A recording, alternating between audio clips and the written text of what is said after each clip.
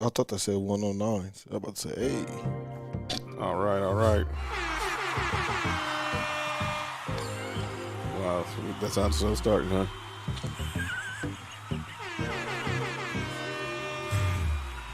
Well, that's wild. Oh, wow. Oh, yeah. Yes, yes, yes. Good evening, good evening. It's Tuesday, so you know what that means. Let's go.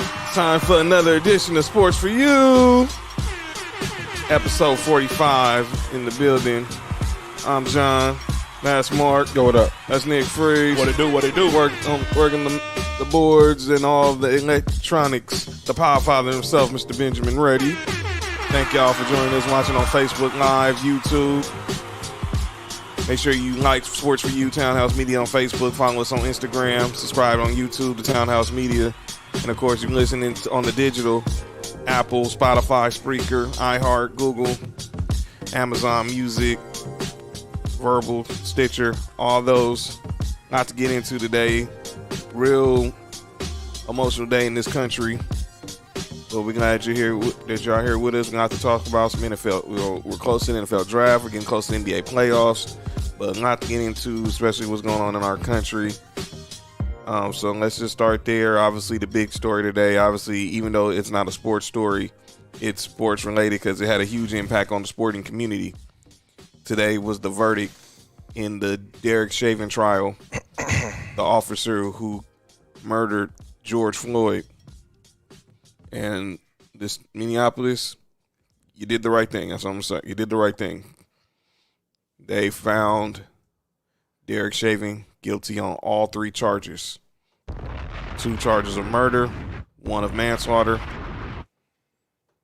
And I just want to say to the family of George Floyd, I know this doesn't bring him back, but we pray that you continue to find peace through the healing process. To the jurors, I know this was probably not an easy trial for y'all to sit in and listen to all this testimony and all this evidence. But applause for the verdict, for y'all making the right call. Now, I know this doesn't stop everything that's going on. We still, in the aftermath of the Daunte Wright killing, we're still mourning Breonna Taylor and all those others who lost to police brutality. But this is just one step. Sadly, we have to cheer for something to actually, for a state to actually do the right thing instead of just doing the right thing. But I'm glad that this is now behind us, and hopefully we can move on to another chapter. Brothers, your reaction when you heard the news, Mark? I don't feel like this is justice. This is accountability. That's right. So hopefully, this is a step for all police officers, that if you do this, if this happened to you, then you got to suffer your, you got to face the accountability for that. I was happy for it. I was happy that he was charged with all 3 counts, because I was afraid that it was gonna be just 2nd-degree manslaughter. I was afraid too. Oh yeah, that looked very bad. Which would have been just a mandatory. Well, it would have been the maximum of 10 years, and he probably only would have did 3 because he don't have no priors. That was so sad. Yeah. So I'm glad, because it would have got ugly. But I mean, no, it shouldn't even been a 5-week trial for murder that we seen with our own eyes. That's right. You know what I'm saying? Exactly. I was happy of the verdict of him being guilty, but at this point now, I want to see, how much time he's going to get. That's where I'm at right now. I want to know how much justice really was served. Because even if he gets like 10 years, that's not enough. That's not enough. What he did right there, that was horrible. No human being deserved to go through what that man went through before he passed.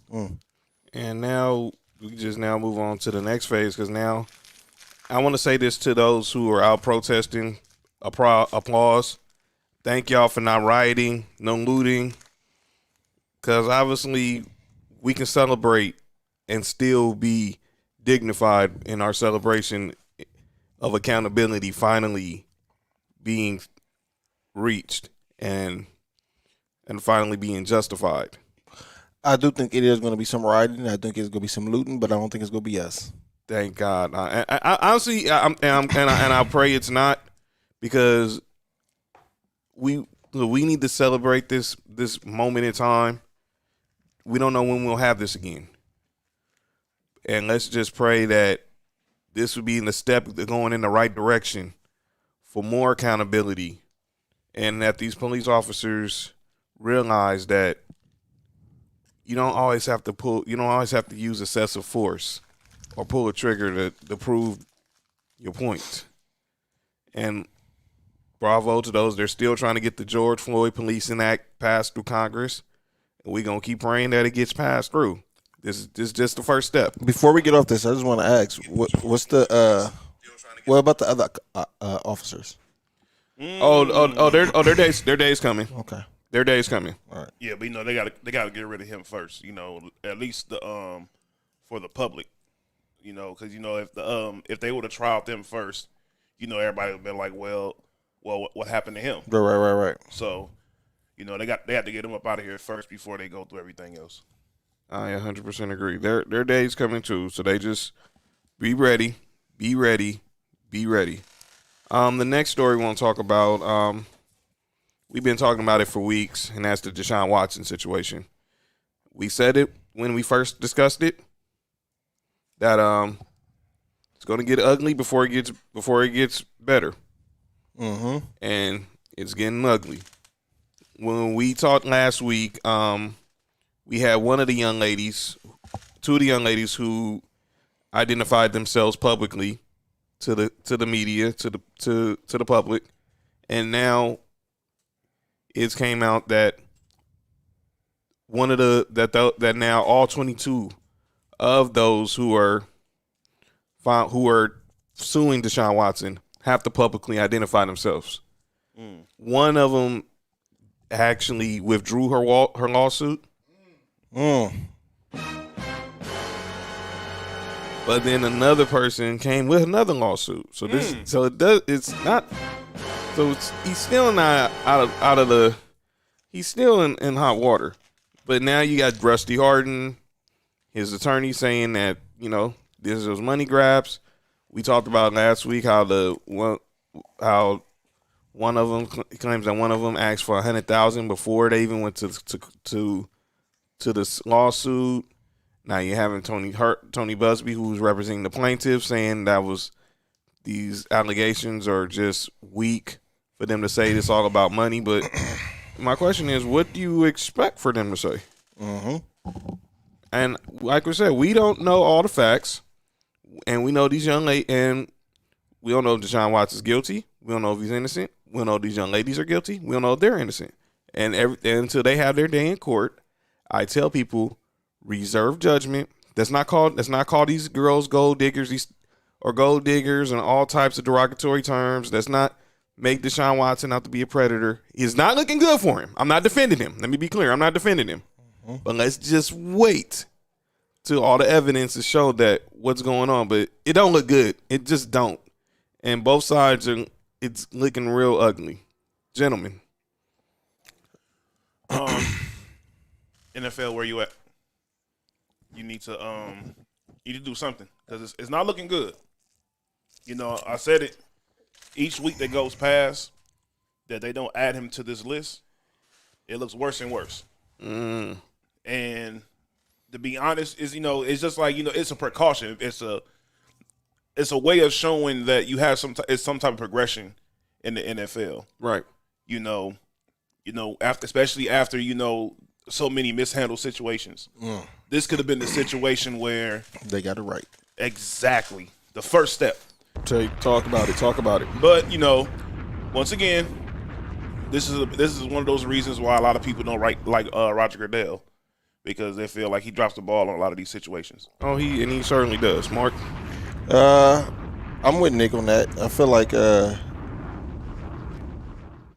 we shouldn't. We have to wait till everything plays out, but NFL has to do something. Like, I'm with Nick. We got to put him on that list. He's not he's still getting paid. You know, he's still getting all his funds. It's just you removed from football activities at the moment.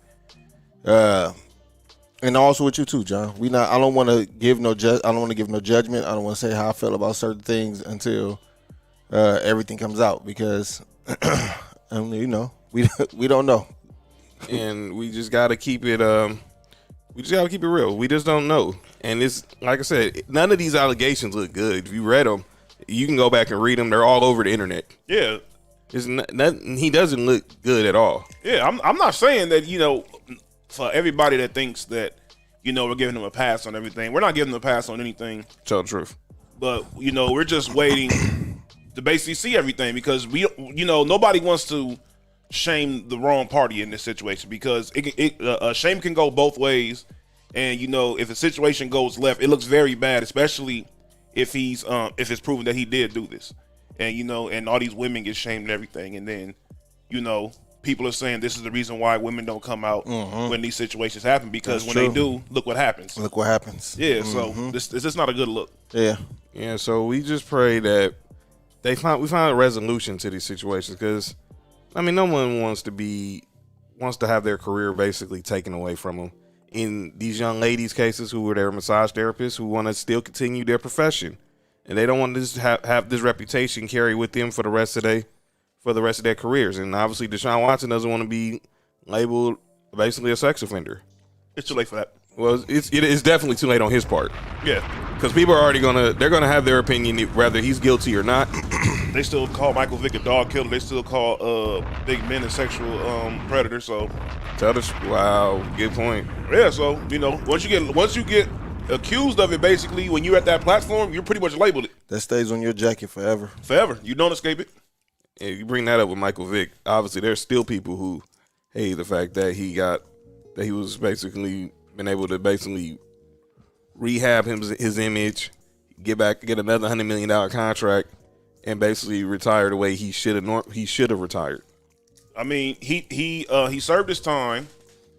You know, he did everything the right way. He built himself up from the ground up because he had to prove to the NFL that he was going in the right direction before he could even get a job. Right. And shout out to Andy Reid for taking that chance on him. And ended up helping Andy Reid because he became their starter, and he played very well for him. They went to the playoffs the year he started, right? Yes, he did. Yes, he did. They were good. Yeah, So gave Kevin Cobb that contract. yeah. But even when he was over there as the backup at Pittsburgh, you know, it was good to see him at least, you know, he had the backup job somewhere.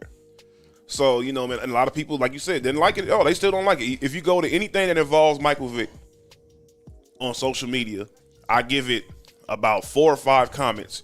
You're guaranteed that somebody gonna bring up him being a dog killer. 100% It's agree. guaranteed. So let me look at some of the comments we got so far in the message board. Shout out to my boy June. He said he's glad that justice was served and just pray and hope for better. Shout out boy Big Baby Jonathan from the Big Baby Sports Podcast. Said, keep doing good work, great guys. And my guy SoCal King, you know, saying Deshaun will never recover from this as far as that. But shout out to Tony Dungy too. Remember, people forget. Yeah. It was Tony Dungy who took that drive to Leavenworth, Kansas, to go see Michael Vick in jail. Yeah. And, you know, that's a big cosign because, you know, He vouched for him. Yeah, because, you know, he has a lot of respect in the league. So, you know, if you had the Tony Dungy stamp of approval, you was pretty much that really helped him get back to the league. I really forgot about that. Yeah, shout out to Tony Shout out Dungy. to Tony Son of Dungy. my cousin Shawnee, she says, it's unfortunate Vic's career wasn't the same after the dog incident, but it was a good thing that Andy Reid and Tony Dungy took him under their wing. Because obviously, like you said, Nick, getting that stamp approval from Tony Dungy said a lot. Yeah. And then you also got to think about it. You got to give a shout out to Mike Tomlin, too. Yeah. Mike Tomlin, they're from the same area in Virginia. He went to vouch for Michael Vick as well. Shout out to DeAndre Jarrett, was good. Everybody, we're getting a lot of comments tonight. So thank y'all for being on the message board, being in part of the chat tonight. How come nobody vouched for Cap? That's because Well, the thing is, you asked that. he's full of cap. I think some Well, people, he didn't want to play, but and then That's what it really came down. I think had he not, I still say to this day, had he not signed the NDA, I don't think nobody had a problem with the settlement. I think that he still rubbed a lot of people wrong signing that non-disclosure, because that would have opened up the floodgates to everything people have been saying about the NFL for years. We talked about Kyrie also last week. the whole situation that happened with him and Dennis Schroeder. And there was an article in The Athletic. David Aldridge, legendary writer. The guy that gets skipped in 2K for the people, for the young people. You're right. He had an article about we need to retire the N-word because Kyrie thinks we should retire the N-word, and he's probably right. But here's my question now. Kyrie wants this word retired. What are you going to do if you had another incident like with Dennis Schroeder, like what happened with you and Dennis Schroeder? Are you going to always react that way? Nope. No, he's not. Yeah, That's because it wasn't that serious. Yeah, and nobody feels how. Not everybody feels how he feels. Whether he's right or wrong in that situation. I mean, on that topic, not everybody's gonna feel that way. Like I said, the era that we grew up in, in the '80s. We were so far removed from what the original word meant. Right. To us, it was just like, another word. So can you imagine the people that's under us? You know what I'm saying? Them young kids that's in the league now, that's just going in the league. Mm-hmm. That's like a part of vocabulary. It's all the way watered down for them. So. Yeah, you know what I'm saying. So, I don't think that everybody really agree with him on that. But I'm with that. If somebody does do that again, how you gonna react to it? But I also think that'll happen because he was getting cooked. Wow. Well, yeah, Dennis Schroeder was on his A that night, so I can't even be mad. Yeah, but that was wild. But all I can say about situations like that is, there's going to be players in the league that's going to antagonize them about that. Oh, forever. Oh yeah. So and I already know there's a particular player in particular. I already know that's going to antagonize him about that. And that player is Patrick Beverley, of course. Oh wow. Patrick Beverley going to be the main one any chance he get. He'll go ahead and say it. He's going to say it. He's going to keep on saying it until he gets frustrated. I was about to say Marcus Smart. Marcus Smart, yeah. All those guys who are known for being Marcus Morris, Marquise Morris, all those dudes, yeah. Those irritant type players. Yeah, they're definitely going to keep saying it, and they're going to dare him to say anything about it.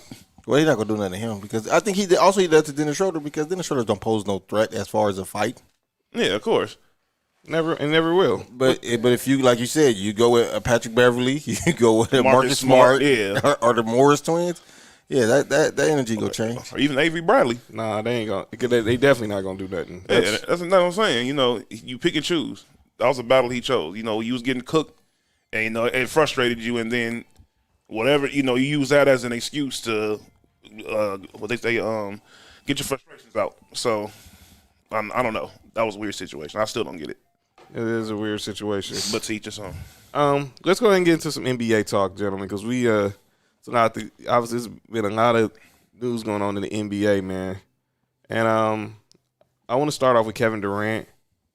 I don't know if you guys saw he was on the podcast with Gilly the Kid. It was hilarious. So Kevin Durant was on the podcast with Gilly the Kid, and he was asked about his top 5 teammates of all time. He obviously first one he said was Kyrie, so obviously that's recency bias, and James Harden, Steph, Klay Thompson. The 5th one was Serge Ibaka. What's wrong with that? To me, I mean that's that's for him. That's him. But I'm playing devil's advocate right now. I know what you're saying. I know, but I was too. Yeah, I don't understand why it's made a big deal, but it's not that big of a deal in my opinion. Maybe he felt as if because he's dealt with Serge Ibaka longer than Russell Westbrook. I don't know. Well, maybe he has him right after him because I don't know. Man, the reason this is a controversy to me is because he left Russell Westbrook out. You see the look on producer Ben Reddy's face. Hearing that, let's be real. There's no way he forgot that he forgot Russell Westbrook. That he did not intentionally forget Russell Westbrook. We all go back to that first game back in OKC, and they were talking so much trash. So the question is, why is Kevin Durant always in the middle of a social media controversy, gentlemen? Because Kevin Durant is an unhappy person.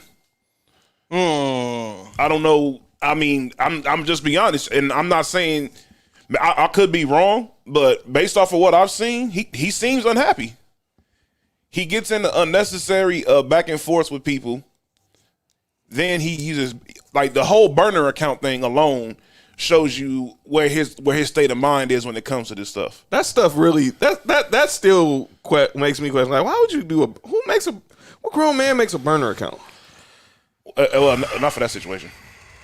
Oh well, obviously, but you know what I'm saying. Shout out to No Rules. Are you kidding me? Tomorrow, 6:00. Are you Facebook kidding and me? YouTube. Are you kidding me?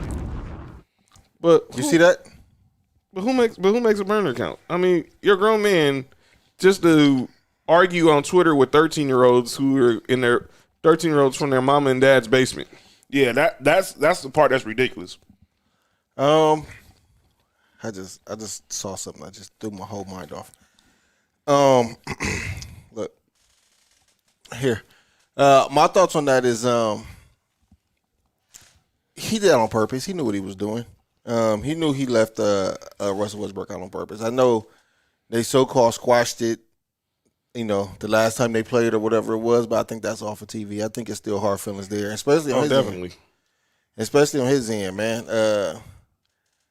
That's just some clown stuff. I think that it's behind all the basketball success, it's an insecure man in there, and I think that's where all this keep coming from.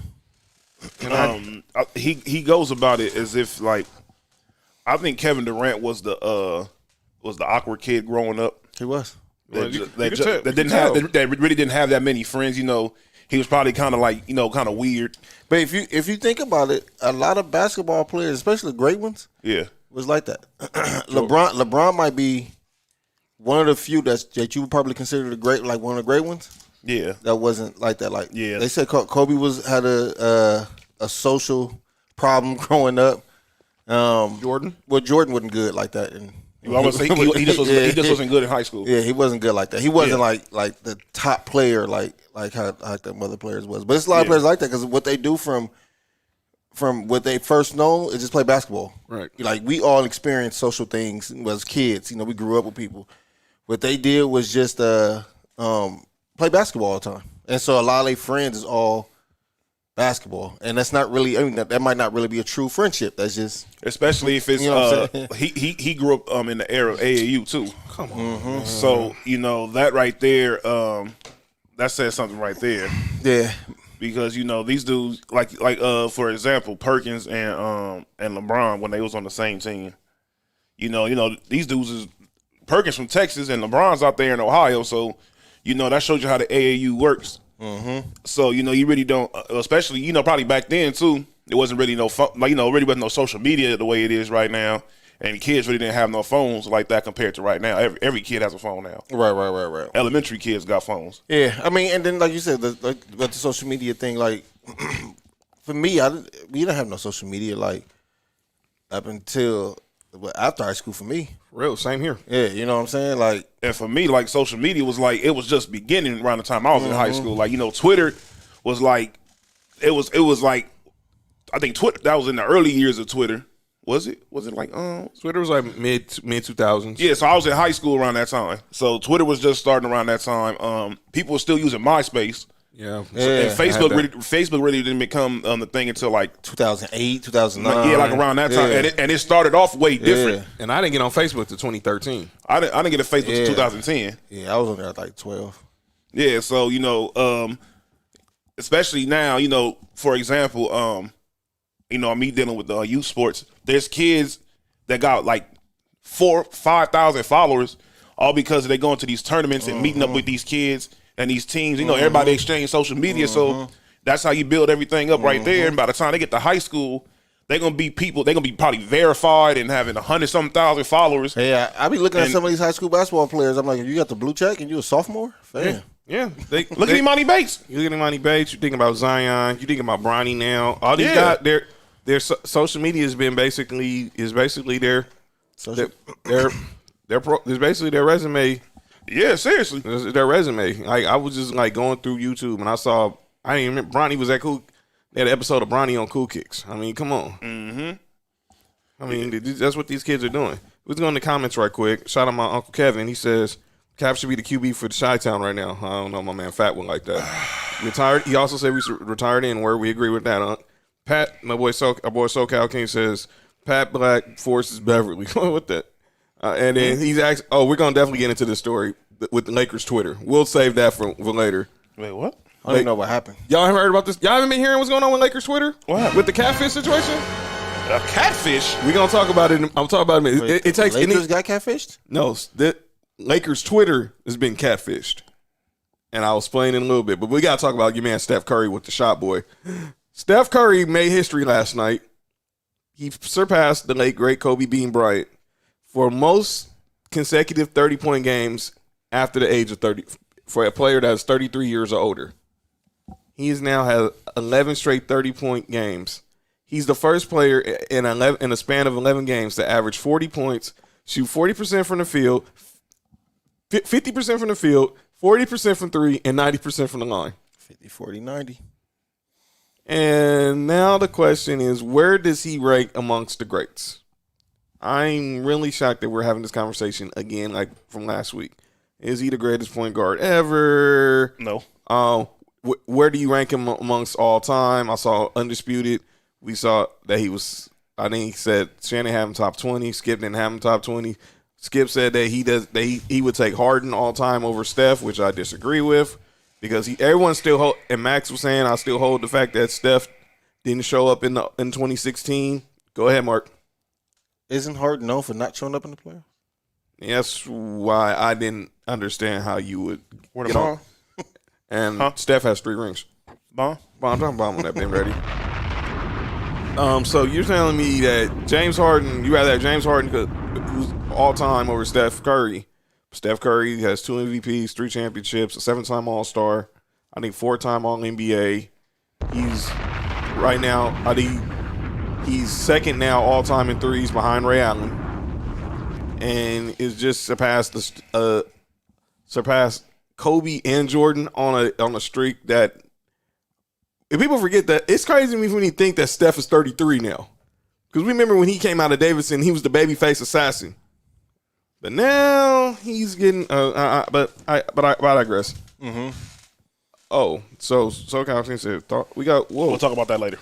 Oh, you know what he's talking about? Yeah. Okay, we'll save it for when we get into the NFL segment. So my cousin Shiny said our social media was the house phones, playing outdoors and going to one another's house. Mm-hmm. Wow, that's facts. Definitely social media. Facts. Mm-hmm. Fact, that is true facts. That's true.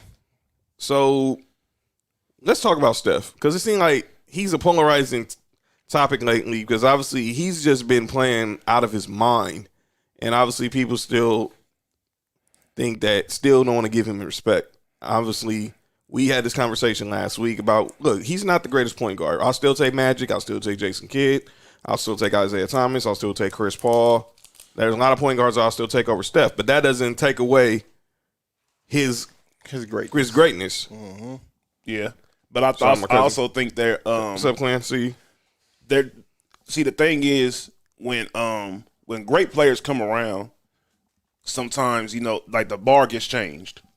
So like Jordan set a bar that's very high. Kobe came through and set a bar, and then LeBron came through and set a bar. As far as if you great, even if your team isn't that good, you should be able to take them somewhere, Right? And and I think a lot of people base that off of that alone. Like the same thing with Kobe and the clutch shots. They feel as if you're not clutch if you can't make the shot within the last shot in the last 2 or 3 seconds. That's not clutch. LeBron still got a better field. And absolutely, yeah. People forget that. Everyone brings up, and I love Kobe. Yeah, for real. So I think that's what they do when they judge some of these superstars now. And it's unfair because not everybody can do the stuff LeBron can. That's what makes him one of a kind and makes him one of the greats. So you can't judge what Steph Curry is doing compared to what LeBron is doing. Just because people are like, oh well, if Steph's that good, then why are the Warriors this and that? Well, the Warriors outside of him and Andrew Wiggins aren't that good. Pretty much. So You can just say outside of him. Pretty much outside of Steph, to be honest, because Wiggins. Well, Wiggins has been pretty consistent, especially on the defensive end. Well, he's So- probably the most consistent he's been ever. He's a good. of course. He's always been a good defender. I think he's always going to have that trait. I think that this year his offense is, like you said, is being more consistent. This is the best we've seen Andrew Wiggins play on a consistent basis. Most definitely. But if Steph wasn't there, that team would still be so. Oh, of course, I agree. They be in worse. They'll be in worse position when they are right now. They'd be 17th in the West. Yeah, they'll be trying to see if they're going to draft Cade Cunningham this year, or Evan Mobley. I'm about to say it might be Mobley. So, C. SoCal says Steph deserves his respect, but I still think he isn't the most important player on Golden State. Well, who is? Who is? People are saying what's going on right now really shows the value of what Klay Thompson has, but I agree because it's hard. It's difficult to replace that type of scoring, that type of shooting, and that type of defending. But at the end of the day, if Klay was there and Curry wasn't there, it'd probably be the same thing going on. Game 6 Klay. Game 6 Klay. I don't think that if it was Klay there and not Steph, I don't think they'd be in the position they was in now. That'd be a lot worse. I agree. I want to bring up a question with you guys. So SoCal says Draymond. I say it would be more, like you say, more with Klay because obviously he frees up Steph, and obviously he can score 30 points and don't even have to dribble. That's the crazy part. Yeah. Yeah, but if Steph's not there, he needs to dribble. Good point. That's a good point. That's the difference right there. Good point. So I saw this from on the Buckets podcast. Shout out to Josiah Johnson. They asked if you had to take a fictional basketball character, either TV or movie, who are you picking? Who are you drafting first? All the basketball movies and TV shows we watch as kids and as adults, and you have one pick to start a team. Who you starting with? I already know who I'm starting with. Maybe Jesus. Yeah. That made it easy because that's what I said too. I said Jesus Shuttlesworth. He wouldn't even been close. Yeah.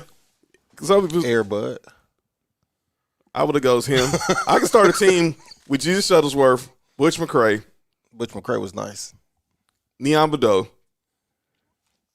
and I don't know, and I don't care who the other two guys are. You give me Teen Wolf.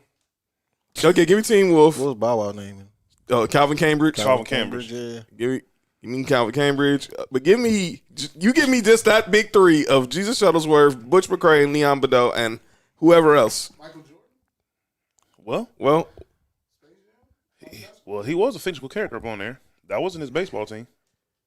wow. That's cool. I didn't even think about that. You're right. You're right. That wasn't a real Birmingham Barons. There was no Terry Francona there. Yeah, well, Michael Jordan is answering. Well, so no Jordan in there. So I guess we could throw LeBron in there as well. Then if we going that part, there you go. What movie has that came out yet? Well, he played in that movie with what's his name? With that movie with Amy Schumer and dude from SNL. He was a hooper in there. Well, he was himself. That don't count. Okay. What Sidney Dean? What about Karl Malone? And Soul Plane. Karl Malone. That was Lakers Karl Malone though. That's still Karl Malone. Karl Malone and That's supposed to be let me Kobe. stop. This is not no rules. Hey, we all know why we all know we don't want to get into that story. When Lakers Karl Malone give it to Paul's Jesus Pops. The Jake Shuttlesworth? I don't know. I might go with Jake. I don't know, man. Well, Lakers Karl Malone versus Jake Shuttlesworth. Nah, give me the L, man. Because even when Jesus was playing, when Jake and Jesus had that one-on-one, Jesus went with the post game. But there's so many jokes in this conversation. I know, man. I know it's crazy, ain't it? I know it's crazy, ain't it? But give me Jesus Shuttlesworth first. Carl retired after the Lakers? Yeah. And the whole situation where he was supposedly trying to holler at Vanessa. But we ain't gonna get into that. But I got something to talk about Vanessa later. What about that underage girl? Yo, relax, fam. That's what I'm trying to. Yeah, that's what I'm trying to stay away from. Say that for tomorrow. That's what I'm trying to stay away from. Well, speaking of players in basketball players who like playing in nice arenas, Zion. What? Zion. I was trying to find some way to clean it up. Zion was in the Garden on Sunday. But by the way, Julius Randle. Yeah. Shout out. Julius Randle. This one to know. B. Julius Randle on Sunday, man. But Julius Randle, he's gonna be most improved player. By the way, is it crazy how all the young Lakers are now are seeming like at the same time they've found their spot in the league? You see, Brandon Ingram was most improved last year and an All-Star. Julius Randle was an All-Star this year. Now he's going to be most improved. Jordan Clarkson's going to be sixth man. It's going to be 6-man. Oh, shout out. Breaking news. The friends, our friends from Wingstop have stopped by. Lemon Pepper Lou. Shout out to Lou Williams. Fresh from, I ain't going to say where, let's say he's fresh from Atlanta. What city? ATL. Oh.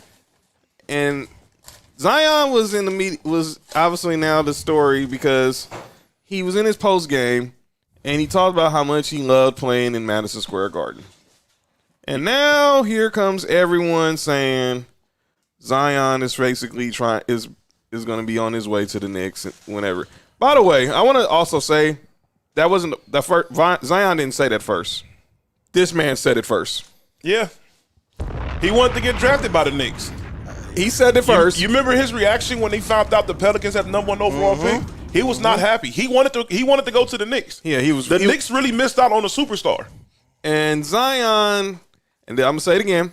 This man right here to our left, Mark, said, and we'll see how if this plays out in the next couple years, that Zion will not sign his extension. He will force his way to the Knicks, and John Moran is going to be right along with him.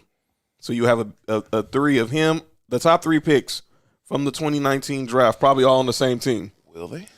Unless RJ Barrett gets traded. RJ Barrett might have to be part of that trade. Well, if I'm Memphis, I'm asking for RJ Barrett back for sure. Here's the whole thing with that. I think the Zion going up over there to New York thing happened before the John Morant. Definitely. I think John Morant's gonna go get the bag. Only because for one thing, they really can't keep nobody over there in New Orleans, and nobody really wants to if you really look at it, nobody really enjoys playing basketball over there. And, it's difficult to get free agents over there. By the way, you guys might be right. It might have been right. What's that? That they should have hired D'Antoni over Stan Van Gundy. Yeah. I think that was a horrible hiring. I don't think because him as a coach is bad. I think for what they needed for their system and the players they have, they don't need a guy like Van Gundy. It would have made more sense for them to go ahead and get D'Antoni. Have you seen a guy like Zion in D'Antoni's system before? Yeah. Somebody similar, who Amari Stoudemire? And Zion's healthy, right? Mm-hmm. Yeah. With Brandon Ingram we was and Lonzo. We was talking about RJ Barrett. I just want y'all to know his godfather is Steve Nash, who's still in New York. Good point. Uh-oh. Good point. Oh, yeah, he's from Canada. Yeah. Well, Zion, New York City, John Morant. Yeah, because I'm gonna be honest with you. I think that this is just my the way I analyze things. Why I'm thinking about that right now. I really think that RJ Barrett has some type of resentment towards Zion because, all right, all through high school, everybody talked about Zion. People talked about RJ Barrett too, and people forget when both of them went to Duke. RJ Barrett was the number 1 player. Zion was number 2. That's true. But everybody still talked about Zion. Everyone loves Zion. Zion was so even the whole time at Duke, I can see it in his play. Like there was certain situations where, all right, I remember it was a game where I think Duke was down by 3 with about a minute left. So I can't say Dolan will screw it up, boss. And RJ Barrett, he said Zion should be a Brooklyn Net. No, he needs to go to the New York Knicks where he wants to play it in the first place. Dolan not gonna resign Julius Randle. I don't think he will either. If he does that, he's an idiot. He's a bigger idiot than I thought he was. By the way, you forget this dude was like a punchline. The first 10 episodes of Sports for You? 10 or 20, 30. We're at 45. So yeah, I mean, yeah. At one point, it was Dolan, the Knicks, or who was it, or the Jets. Well, the at Jets one point, not the Jets. It was Well, the Jets will be a punchline from here to next Thursday. Oh yeah. Oh man. But so in that situation, stay tuned for that breaking news later on. Facts. That situation, he refused to pass the ball to Zion. And, and I'm thinking to myself, I'm watching this game, Zion, at that point, only missed 3 shots. He had about 18, 19 points. Mm-hmm. And his defender could not stop him, like none whatsoever. There was no reason at all to believe that, that he was going to not going to be able to get this game won. Right. And R.J. Barrett did the same exact thing every single time. He cut to the basket, missed. Cut to the basket, missed. Dribble the ball, cut to the basket, missed. And, you know, I think that determination of trying to prove that he's better than Zion end up hurting Duke in the long run, because there's no reason in the world, even though I can't stand Duke, that they should have lost at least at that point in the season. Should have been a Tar Heel. Roy, why didn't you just give him the bag? It's the same. Should have been a Tar Heel. Roy just gave him the bag. Yeah, I kind of have to agree. Hubert, take notes. And don't use your white wife as an excuse when you're recruiting, please. Ooh. Speaking of that, I heard a good topic. This is an interesting question. Thank you. Life versus lifestyle when it comes to the NBA. We talked about this before. There's a lot of players, and Ben Ready, you can chime in on this as well. A lot of players who love the life. Leave the sponsors out the Wingstop. Thank y'all. Who are infatuated with the life of being in the NBA, and who like just what the lifestyle the NBA brings. And this has been it was a story. I heard this. It was a Miami Heat podcast. I heard some audio today about Tyler Hero. And Hero, he's seen like a lot of people in Miami feel like he's more focused on being a celebrity now than being a basketball player. Obviously, he had a good rookie year. Was a part of a team that went to the finals, but he's doing his Tyler Tuesdays with on social media. He's trying to show his food and stuff. And then obviously he's dating an IG model who used to date Kuz. It don't bother me. I don't get what's wrong with that. You know, LeBron has shown these young dudes that you can make yourself some money outside of basketball. Right. And you can make yourself a brand. You should. Yeah, exactly. When you have that platform, you should make yourself a brand, because you never know. We've all seen it throughout the history of basketball, sports in general. How many players that have looked so great get one injury and they're done? Derrick Rose, one MVP, a bad landing, he's done. Never was the same. Excuse me. Larry Johnson had a bad injury too. Back. And never recovered right. Never was the same. And, you know, even look, Bo Jackson, great career. A weird tackle. That's a weird landing. His career is over, instant. So you never know when your career is going to be done for, and it's always good to have a backup plan. No matter what, no matter how good you are, you never know. Makes sense. Exactly. But I also feel like, especially from the consumer point of that standpoint, of that is how are you playing? How is your on field or on the court production holding up? Yeah. And if it's not holding up, then of course everybody go run right to this is the reason why, because he focuses on other things. And it hasn't messed with his production at all. Okay. From what I've seen. That's what I was about to ask y'all, because I haven't really seen too much of Tyler Hero this year. I think they've raised the bar too high for him coming off the finals. Because I think they just thought maybe he was just going to turn into this ultimate all-star. But he's just a role player right now. I think he has what it takes to one day be an all-star. But I think it's just not his time yet. He's a shooting guard. He was drafted at same number as Kobe. Yeah, 13. Out of Kentucky. Another one. By the way, he didn't play like that in Kentucky, by the way. Not that I can remember. Just like Devin Booker. Calipari, what you doing to these? He has too many players. Yeah, come on. That's how it is. Who was there with Tyler Hero? Well, was Gilgeous Alexander there? No. Yeah, it was. It was him. Oh, yeah, he was there. He was there. Gilgeous, PJ Washington. Uh-huh. Yeah, it was, and I think that was it. Yeah, it was just them three. That I can think of, because it was that time where basically Kentucky was basically. Wasn't Bam there too? Bam came out the year before. Okay. Well, I mean, By the way, nice game winner the other day. I know why Calipari does it. Like, Calipari gets that, he has that one player that maybe shows he's better than everybody else. Anthony Davis, Karl Anthony Towns. Whoever it is, and focuses the offense around him, and then everybody else is everybody's just a role player. Well, not a role player, but everybody fits into a specific role. By the way, we didn't do that one day. What? The top 5 do like a list of who are the best players to play for Calipari, and just focus on college. Oh yeah, Just focus on college. Focus on college. Because obviously we can Camby, D Rose, DeJuan Wagner. They don't know about DeJuan Wagner. Wagner was nice. Yeah, Man, he would have been LeBron's running mate had he not had that health issue.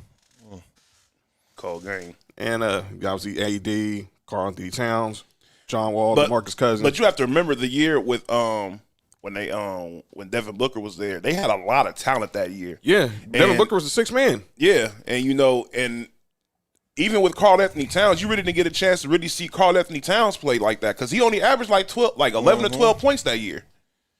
And people were saying, like, how in the world this dude gonna be number one overall?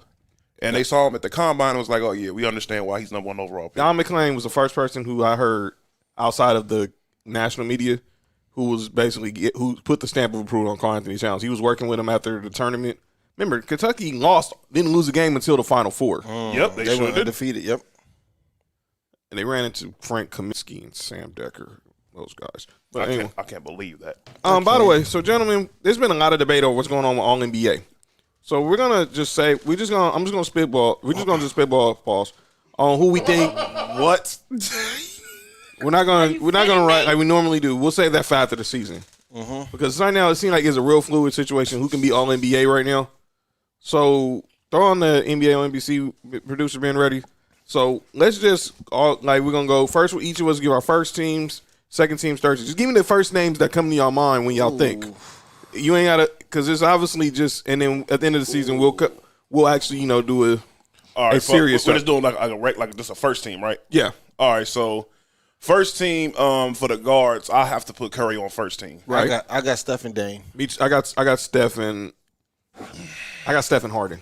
Yeah, I'm about to say, yeah. it's Steph and James Harden. I got Steph and Harden. That's Okay, I can go with Steph and Harden. You're right. Some people will It's hard. people will say Luka, but I think he's second team. It's difficult. Luka's not first team this He's year. not first team. It's this year. difficult to take Damian Lillard off the team though. It really is because he's Yeah. actually an MVP candidate. And that shows you how well that Steph and been playing. Yeah. That shows you how well they're playing. It's crazy. If somebody in our group chat put if the Golden State was at least was higher up in the standings, Steph be MVP. Steph be for sure fire MVP. By the way, he's Yeah. plus 2,000 in Vegas right now. If you was to make a low key bet for our Man, friends, please. About to hit a Only beat. way gonna happen if Klay Thompson come back. or they just go on a magical run and everybody else just go on a historical losing streak. Everybody else start getting hurt and they stay healthy. All right, what about forwards? Oh, that's gonna be tough. I want to look. This is what I want to say. In all actuality, it should be these two people, but it's not because they've been hurt most of the season. It should be LeBron and and Kevin Durant, but you can't do that because they've been hurt all year. I can't put Kevin Durant there. Exactly. It seems like Kevin Durant only played like 15 games this year. I'm Something like that. still putting LeBron. I would still put LeBron up there. I had LeBron and Kawhi. I'd have to say LeBron and Kawhi too. And remember, a lot of these guys are, and even- it's going to be difficult because a lot of these guys miss so many games. I'm definitely leaving LeBron on the first team, but some people might say Durant, but then some people I would lean towards Kawhi. I can hear more people saying Giannis. Having Giannis, Duh, there we go. Yeah. but I don't know if I'm having Giannis over it. I don't know. Here's the. I'm gonna go with LeBron and Giannis. I'll go with LeBron and Giannis too. Yeah, I think I have to go LeBron and Giannis, even though Kawhi, my boy, is. Yeah, Yeah, he missed a lot of games too, and what's his name really ain't missed that many games. Okay, this is where the real debate's gonna Not for me. come. The real debate's gonna be Not for me.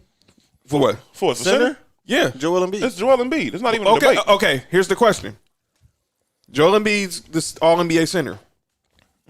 Is Jokic? I was going to bring this up. Tim Bontemps did. He did his straw poll for all the MVP voters. Is what? He does every year. He polls all the voters. Polls. Y'all got jokes. Are you kidding me? Okay. So he surveys the voters on who are you leaning towards voting for right now. And 90 out of the 101 voters all said Jokic. To be first team. No, to be MVP. Oh, they done lost their mind. Yeah, And- there ain't no way in the world. And I'm gonna John say, lost his mind. let me say yeah, why. Yeah, that was crazy. I'm putting Embiid. I would put Embiid. I'm with y'all. I would put Embiid. But the logic was Like we've been talking about with LeBron and KD, everyone's counting the games against Embiid, and Jokic has not missed a game this season. Okay, that's nice. Congratulations. Good point. So here's the question: is it possible? Like, I don't think Jokic is going to win MVP, but let's say he does. Is it possibility that we, for the first time that I can remember, and all of us can probably remember, the MVP not be All NBA first team? Listen, this is the debate I used to say about was it Tyson Chandler? Yeah, the year Tyson Chandler won Defensive Player of the Year, 2013 when he was with the Knicks. wasn't he second team All Defense or something like that? Was that No, him? that was the only person that did that was It was somebody. was Marc Gasol. Marc Gasol. That's who it was. Marc It Gasol. was Marc Gasol. That was the year LeBron should have won Defensive Player of the Year. Exactly. I was like, how in the world can you say somebody is a Defensive Player of the Year and they're not first team All Defense? That makes absolutely no sense. This is the same thing with this debate right here. You cannot be MVP and be second team All NBA. That makes absolutely no sense. And these writers need to have their vote. No, revoked. they you know what it is? What's that? Joker is one of those players where if you're an analytics person, you love this player Yes. because he's one of those. He has what he averages like 8 to 9 assists. He averaged double digit rebound and gets I think he's averaging like 19, 20 points this 26 year. points, probably 26. Oh, you said 26 this year? About close to mid-20s. Oh, okay, yeah. He had 47 and 15 last night. But yeah, that's ridiculous. Look, As he said, it's not so easy, huh? I mean, I saw Joel Embiid do that a couple of times this year with 20. Say it again? Huh? He's stopping me. See? See? So, okay, so let's there's go no to way. let's No. go to the second team. So now we already said, so we already know we have Damian Jokic Lillard. as a second team Yeah, center. Yes. Let's start with the forwards. Forwards. Kawhi. Kawhi and Who? I said Tim Duncan. no. No, Trying to think. Paul George. He's labeled as a guard. He's been balling though. I'm about to say, I think Paul George deserves. I'm not just saying it because he's on my squad. He deserves at least some second team consideration. Consideration. Now I don't know if he's going to be, if they're going to do like last year where you have guard forward, where you could be voted as for either as a guard and a forward. But I know Paul George he'll be on the ballot first listed as a guard. He just had 10 straight games averaging 30 plus. I'm really trying to think. Like obviously we said Kawhi. They just said a weird stat. What's that? He's 6 for 50. Yeah, he was 6 for 50 and like fourth quarter shots. I said, yo, wow. But anyway, go ahead. I'm thinking. I'm trying to think who else could be a forward on All NBA second team. It might just be Durant by default, or No. or do you go Julius Randle? Julius Randle. Julius What are Randle. we We're thinking tripping. about? We're There we tripping. go. Julius There we Randle. go. Julius Randle. And where's Zion at? Third team. He's 13. I think voters are going to penalize the Pelicans' record. Not his fault. But they're going to penalize. Remember, Then why is Julius? He's not being penalized. That's just the way it is. The Knicks are 32 and 27 right now. The Pelicans right now are 27. They're right now 3.5 games out of the play-in tournament. All right, so look, here's the whole thing with that. He's not being penalized because if you look at the forwards that are above him, they're all better than him. Let's just be honest. They're really all better than him. They all having better seasons than he is. Nothing against Zion at all. I'm a big Zion fan, one of his biggest supporters. People over here, I'm over defending this dude. Seem like every other week, but these other forwards, they're having better seasons than him. All right, so let's talk guards. We already said we already have one, and that's Dame. CP3. He having a better year. Or Devin Booker. Listen here. Or do we go? Or is this where we go? Or this is where you go, Paul George? I'm about to say CP3 having a better year than Paul George. I'm winning Paul George. Paul George is right now averaging 23 points, and he's 23 points, 6 rebounds, and 5 Bradley assists. Beal. Out of here. He's leading league in scoring. I don't see. If that's the case, then where's Russ at? I don't think Russ makes All NBA this year. He's gonna be on the bubble. Sadly, he's gonna be on the bubble. That ain't and that's not a hot take. I just think he's gonna be on the bubble. If he's on the bubble, I believe Bradley Beal should be on the bubble too. Okay, so think Paul George, Dame, They contribute to the same amount of L's. Chris. Wow, good point. Oh, that's a good point. Hey, I'm just saying. But you think about it. Okay, so Bradley, there's a cluster. So Bradley Beal, Dame, CP3, Paul George, Russ, Devin Booker, Luka. Oh God. Okay, Luka's most definitely second team, and he's second team with Damian Lillard, and Paul George may fall to third team. I think Paul George falls to 13 by default. Yeah, he has to because those other four most Where definitely. you put Zach LaVine? Zach LaVine may not make it. Oh, he's gonna. Oh, this is crazy. Zach LaVine may not make it. You want to know why he may not make it? Because of the record? Yep. Oh man, this is gonna kill because he's the same balling thing, too. the same thing I say about Russ and because you could put Russ and Bradley Beal over Zach LaVine, and hey, they all contribute to the same amount of L's. And you get Devin Booker. Yeah, What about the forwards? That's Where y'all got Donovan? Donovan. oh my God. Why am I forgetting? He has to make. There's no way no one They from got the the Jazz. best. They got best record in the best record in league. NBA. He's gonna be. He has to be on the. Bye, Paul George. Sorry, man. You see how difficult this is because we're in a Hold on, whoa. Paul George or Donovan Mitchell. Where you got Jason Tatum and Jason Tatum's a forward. he can be on second team forward. No, who we put a second team forward? I don't know. I would lean towards Jaylen Brown more of all NBA than Jason Tatum this year. I've been trying to tell people that, Nick been and saying that. people been looking at me like I'm crazy. I'm glad somebody else sees that. Nick been saying that. Hey, I said it this year. This has been and Jaylen Brown's somebody else- year. I think Charles Barkley said it this year. This has been Jaylen Brown's year. He said Jaylen Brown's been more valuable for the Celtics this year than Jason Tatum, and people said he was crazy. And Jason Tatum's not having a Jason Tatum year because remember he's missed a lot of games because of COVID. He's still recovering. He admitted the other day that he has to use an inhaler just to breathe. So it's gonna. Listen, okay, where y'all put Jaylen Brown at? Third team? He doesn't Yeah. make it. He may not make it. And forward, all right. So look, because they're not going to leave Durant off this list. Why? Why can't they? They're not. Trust me, they love Durant too much. He's not going to be left off this list. He only played like 2 games though, right? I mean, 15 games. That's 18 games. About the same amount. But wait. Where do we have Kyrie at guard? He's not on my NBA team. Yeah. See. Yeah. This is crazy. Yeah. Why- See, that third team is where it gets tricky. No, the second team is where it got tricky. Yeah. This is Somebody not, might somebody have to move out that second team. Because if we just go on just basketball play, Kyrie is balling this year.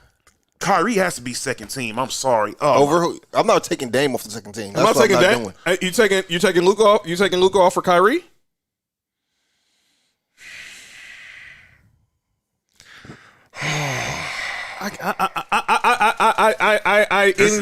I do not envy being an All NBA voter. And this it's year. only because of the guards. The guard play is ridiculous in the NBA. Who are the forwards on the third team? We say Jaylen Brown and who's the other forward? Zion. And obviously the center would be Gobert. Or Nicholas Vukovic. Or Bam Adebayo. Or Bam Adebayo. Vucevic makes a strong case. Yeah, but he's not been. The Bulls have not had that impact I thought he was going to have when he got traded there. I mean, the Bulls aren't that good.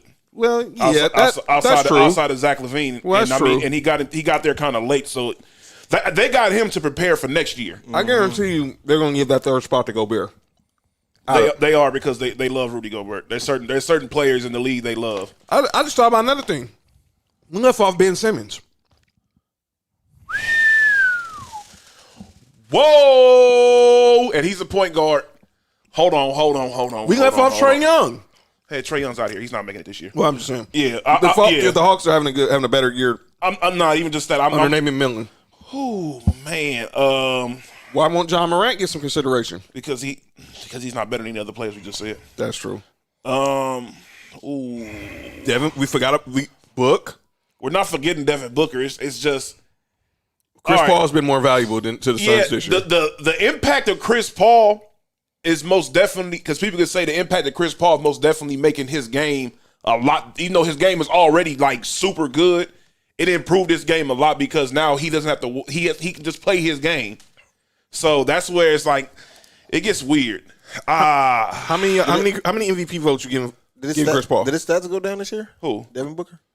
I don't think so. I actually think his stats went up. It was What are you averaging this year? like we 26. can find that out. We can find that out right now. I think he's averaging 26. Let's see. Where are we going? Where's book? 25.4. This year? Yeah. What did he average last year? Let's see. I I guarantee. Let's see. Come on. think I think he probably averaged about the same. I'm gonna say probably. Let me see. I'm about to look at it right now. Last year he averaged, Right now he's averaging 25.4. and he averaged 26.6 last year. So he's basically averaging one less point. He's making one less bucket than he was last year. So he's pretty much having the same point, having the same seasons. Chris Paul is averaging 15 and 8. You got DeAndre Ayton averaging 15 and 10. DeAndre Ayton is a problem. Oh man! Oh man! Oh man! Oh man! Chris Oh Paul man! would say, "Hey, you seen that thing I sent y'all the other day?" But Chris Yes. Paul? By the way, about Chris Paul. By the way, congratulations, Chris Paul now 5th on the all-time assist list. Shout out to Chris Paul. He passed Magic. Point guard. He won the point He guard. passed Magic. And right now, only people ahead of him now is obviously Stockton, your boy, Mark Jackson, and Steve Nash. He may pass up Steve Nash. He's gonna pass up Steve Nash and Mark Jackson. He'll probably retire third. And LeBron gonna retire number 5. and number 1 in points. Yeah, he's definitely passing Kareem. It might be top 10 in steals. So, gentlemen, I want to talk about this cafe since my boy SoCal brought it up. So, this story's crazy. Shout out, what up, Angie? I see you. So, this catfish story, I hold your laughter. That's a different type of dude, man. Hey, yeah. This catfish story is crazy. So, there's a Twitter account in Lakers on Twitter. There's this girl named Vivian. Well, so we thought, named Vivian on Twitter, who was like a fixture in Lakers Twitter, worked with Laker fanatics, or so we thought. So she's also been pretty much known because obviously she's had a public battle with leukemia, and she's had pictures of her showing her obviously with her hair, without her hair, and now. The other day, there was a guy named Josh on there who asked, the shoulder that put out a tweet that she was missing. So people got all sad, thinking she didn't have something that happened to her. And then the internet police came alive, Shout out to internet police. found out this was a fake identity. Man, this story took on a life of its own. You know the story's something if it gave us a segment, it got a segment on the jump. It's on the front of New York Post. And now Lakers Fanatics, which is another Laker fan site, put out a statement saying whoever the person is responsible is not affiliated with us no more. But we don't know who the person is. We think it's this person named Josh Toussaint. He goes on Twitter about Josh Toussaint. But this is like, I challenge y'all listeners, go read up on this story. But this is crazy because this story took a life of its own because now everybody in Lakers Twitter was thinking that this person was real. Obviously, they used she was a female, nice woman. looking. So she had about 15,000. She gained about 15,000 followers. Can't call them females. Woman, young woman. Thank you. And to come to find out, it's probably organized by a man. And this is the other part. So there's a podcast. So someone played her voice on a podcast. Hold the laughter, Nick. Hold the laughter. And then they turned down the volume to the point, and you heard the voice. It was a dude. What? What? Yo, what's going on in Lakerland? I have zero clue. It's all with Irvin. It's that purple and gold. It don't even match. It's all with Irvin. Wow. Junior. No, senior. I don't know what this story just took a life of its own. I had in my SoCal asked we're gonna talk about it. I had to bring it up. He was singing Purple Ribbon. Nah. This was just a crazy story. So for those who want to know, yes, because I know, for those who don't know, I do work for Showtime for them. And yes, this has been like a debated topic in the Slack because a lot of the pictures of her were photoshopped. Her, if you one picture she's light, another picture she looks kind of dark. That is something insane. Crazy. That's yeah. And they brought up it was pretty much the Manti Sale you kidding me? situation all over again. Manti Te'o. Yeah, for those who remember, Manti Te'o, the former linebacker for Notre Dame, played for the Chargers, the Saints. Who drafted him? The Chargers. Wow, really big. He was dating. He was dating this girl online, Chargers drafted him and his girlfriend. and come to find out, she died from cancer. But to come to find out that it wasn't no girl, it was a guy basically impersonating a girl. So that we have this situation again. I have many questions. Are you Yes, kidding me? No, I'm not asking on air. Don't even worry about it. We'll talk about it off there. Trust me. When we get off air, just Google Vivian. That's all I'm gonna say. Vivian Green? Nah, I ain't Vivian Emotional Green. roller coaster? Well, this wasn't Vivian emotional. Banks? This wasn't an emotional roller coaster. Which one? Wow. both of them. By the way, Aunt Viv was trending just because of this topic. Both of them can get it. Both Aunt Vivs was trending because of this topic yesterday. But we'll talk about it off air. Y'all want to talk some football, Jen? Let's talk some MLB. We want to talk some MLB. We want to talk some MLB. Yeah, look at the baseball up out here. Okay. Last week, Jackie Robinson Day. As we got our hats on, you see. Nick has his Angels hat. I got my Dodgers hat. Mark this week brought his Braves hat. Y'all got to see the World Series patch, though. Wow. That one got a World Series patch too. Yeah. No, that one's got World Series dirt. Shout out to Fernando. Shout out to Steve Sachs. Steve's what? Steve Sachs. Shout out to Oral Hershiser. Shout out to the great Tommy Lasorda. You gotta be kidding me. Yeah.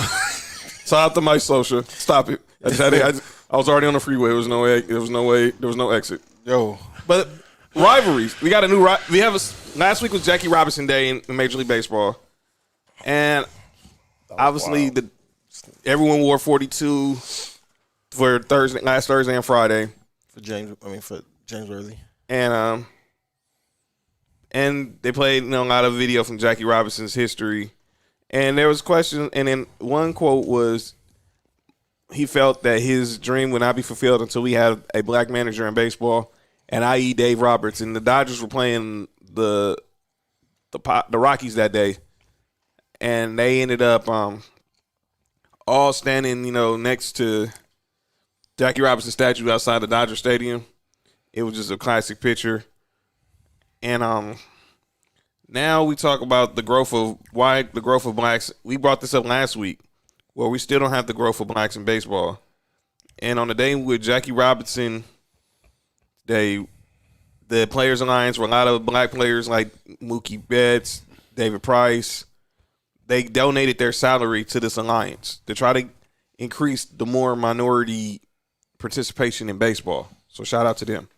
But we got a new rivalry that seems to be, I guess, budding in the Major League Baseball. What rivalry is that? They're saying that this Dodgers-Padres rivalry. Why is that a rivalry? I really don't know because they play in the same division. They play in the same state. I don't know. But the Dodgers took 2 out of 3. By the way, Mookie Betts had the play of the weekend. And that's where I want to ask. Mookie Betts. I said it last week. I'm going to send it again. Hey, I don't think they heard you because I heard you Saturday when you said it. What? Mookie Betts the best player. Oh, I said it Saturday. Mookie Betts the best player in baseball. Second best. And I say that because for those, y'all see Nick is an Angels fan, and he'll say Mike Trout. So let's have a little debate on this, and then we'll talk because Gary Sheffield is also in the news. Shout out to Chef. Why do you say Mookie Betts is the best player in baseball? I think the way he contributes to a championship team, how he came over there and put him over the edge, and then just with everything he does on the field, it just seems he just got it, man. Like that's it. And it's nothing from Mike Trout.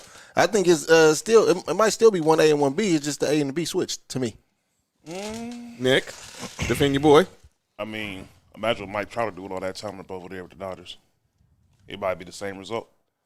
Like it's one of those things where, in all honesty, you really can't go wrong with either choice. Yeah, no, you can't. Yeah. Both of them good. Yeah. On offense and defense, they go both ways. Pause. So What? So we're gonna make this a poll question on our Showtime. I'm sorry, Sports for You podcast Instagram. So follow at Sports for You podcast in our Instagram story. Who is the better player, Mike Trout or Mookie Betts? John in the polls. There you go. Don't get started, man. There you go. Gary Sheffield. We know Gary Sheffield. By the way, we got to talk about his case why he's not in the Hall of Fame. I just heard his numbers. 509 home runs and batted 292 career. He's not getting consideration for the Hall of Fame, but I digress. Gary Sheffield brought up how he thinks analytics have ruined baseball because Ain't just baseball. he doesn't watch baseball. Like he said he doesn't watch baseball, which is crazy A lot of older cats don't watch baseball because he said there are players who become these names, but then they strike out 100 times in a season. So I heard this on First Take. Stephen A. brought in all of Gary Sheffield's numbers. The most he had ever struck out in the season was 83 times. And then he ran some of the Yankees numbers from last year. You had players who had already struck out 126 times, like Gary Sanchez, Gleyber Torres, obviously Aaron Judge. Not to take anything away from Gary Sheffield, but let's just be honest. These pitchers they have nowadays are different. These pitchers are insane now. They've always been great pitchers, but I don't know. It's just something about I don't know. Either it's something wrong with the pitchers or the hitting coaches ain't the same. Hold on, because I know Mark wants to respond, but I want to hear B. Go ahead. Just like every other sport, as years go by, stronger, faster, more dominant. So they're throwing more faster, fastballs, whatever the case. Mark, I see that look on your face because I know exactly where you're going. Being a Braves fan, the fact that y'all rotation Pauls had 3 first ballot Hall of Famers. And I wouldn't even just talk. I was gonna leave the Braves out of it. I mean, he played in the era with Roger Clemens and Randy Johnson And Greg Maddux. and Greg Maddux And Glavine and Smoltz. and another one. You know what I'm saying? I think that if you put a prime, Put Prime Randy Johnson in this day. he's the best pitcher. Ain't no problem. He's the best pitcher in baseball. Right. If you put Roger Clemens, best pitcher in baseball. He went through Pedro Martinez. You know what I'm saying? Like, he went through all these pitchers. Just not so sure to say these pitchers now are better. Not better. It's faster. Faster and stronger. 'Cause it takes more than back then. It's like quarterback. You have to know, the IQ was better back then, but faster. Are they not faster and stronger now? It's about the same. Well, they're not strong enough. They don't use steroids no more. Well, I think there's more. I think there's more youth league baseball than it was in the 80s and 90s than it is now. Because they're playing baseball year round. If they're not playing regular season, you're playing in the winter league or playing in the fall league. Stuff like that. Especially if you out here playing baseball, you can literally play, like you say, you literally play baseball year round out here. Out here, yeah. I think that's why a lot of great players come from out here. Yeah, for real. Because like you said, play baseball all year round. Mm-hmm. There's not the seasons out here really don't stop you from playing baseball. Kurt Schilling, Yeah, those are a lot of pitchers out there. Let's talk some NFL, gentlemen. Ramon Martinez, Pedro. Still hate the fact the Dodgers traded him for Delano DeShields. Delano DeShields was a baller though. Yeah, but Pedro, man. Yeah, I feel you, but It was Pedro, man. Delano DeShields. I know it was Pedro, man. I mean, at that time, it really wasn't a bad decision. It doesn't like Look, I know it wasn't a bad decision at that time because Delano DeShields was a baller for the Expos. But it's Pedro, man. Let's talk football. Get me upset. Salute to Alex Smith. most definitely. Who officially hung up the cleats yesterday after 16 NFL seasons. He retired, was named the comeback player of the year this year after returning back from that gruesome leg injury, and he got to walk off the field his way now. I do think that was his plan. I think so too. I think so too. Was just to get back, come back, and show everybody he can play, And then get up out of there. because he had a really good year too. He really did. didn't just come back and play. He had a really good year. I mean, I think if they would have just played him more, they probably would have won more games. And they just made him the number 2 before you went to Kyle Allen and then have to be forced to go to Dwayne Haskins and all that other stuff. But I don't know who that guy is. Go ahead. Who? Exactly. I don't know who that guy is. Well, tell that to Pittsburgh. Alex Smith. I'm borrowing this from my guy Sedano, LZ, and Scott Kaplan show. Career. Underrated, overrated, or properly rated? I think Alex Smith is one of those quarterbacks that got dealt a bad hand early on in his career, and he recovered well enough to have people remember why he was drafted number 1 overall. But he never really lived up to being the number 1 overall pick. But that's not his fault. There hasn't been so many. There's not that many people that really live up to that, anyways. Right. So if that was the case, there's not that many number 1 overall draft picks that are Hall of Famers. Where is he rated to say if he's overrated or underrated? That's what I'm saying. I don't know what they would say about that because he like towards the end of his career, every team he went to, they were pretty much. I mean, look at what he did with Kansas City. Mm-hmm. You know, look at the last few years he had up over there with the 49ers. 49ers, yep. I mean, he finally had a offensive coach that realized, let's utilize the talent of my quarterback, trying to force him to do something that he's not good at. Right. So I think that helped a lot. And, you know, also the way that defense was built during that time, too. That defense wasn't amazing. I'm going to say properly rated. I think it was properly rated for a guy who basically he was a number 1 pick. He basically got dealt a bad hand with the 49ers. First you go from Mike Nolan, then to Mike Singletary. Obviously Harbaugh resurrected his career. And then from then on you got to see the Alex Smith we thought we were seeing at Utah playing under Urban Meyer. Obviously, he got the concussion, and Kaepernick comes in, and he gets traded to San Francisco. Urban Meyer, and we'll talk about him because we'll talk about him next week, really more so next week. But and then he ends up in Kansas City with Andy Reid. They draft Mahomes. He ends up in Washington. Has this gruesome leg injury on the anniversary of the Joe Theismann injury. Almost died. Another thing people forget about that, outside of that injury, that injury was absolutely horrible. But people forget how good that season was going for Washington. Washington had the number 1 seed pretty much on lock. Mm-hmm. And, because pretty much the rest of their division was trash. I remember that. And they pretty much had that, they had the number 1 spot on lock. And he got hurt.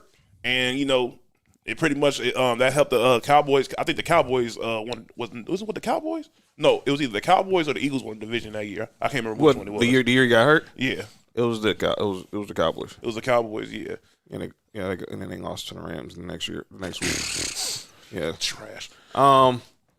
So salute to Alex Smith. Most definitely. Well, talking about one former number 1 overall pick to a guy who's probably next Thursday will be the next number 1 overall pick. Trevor Lawrence was in the news. He did an interview with Sports Illustrated, and he got a lot of criticism for a comment. And we'll get your guys' thoughts on this. I think that it's unhealthy just always thinking that you got to prove somebody wrong. You got to do more. You've got to be better. So people were hearing this comment as the saying he's not motivated. He doesn't care about winning isn't the be all end all and the be all end all. What I got out of that statement is that I'm gonna be Trevor Lawrence. Right. That's what I got from it too. I'm not gonna be whoever don't basically like what LeBron said. When LeBron came into the league, he said I'm gonna leave my own mark in this league. He said I'm not gonna follow nobody's blueprint. And he didn't. LeBron built his own way through the NBA and now it's being duplicated.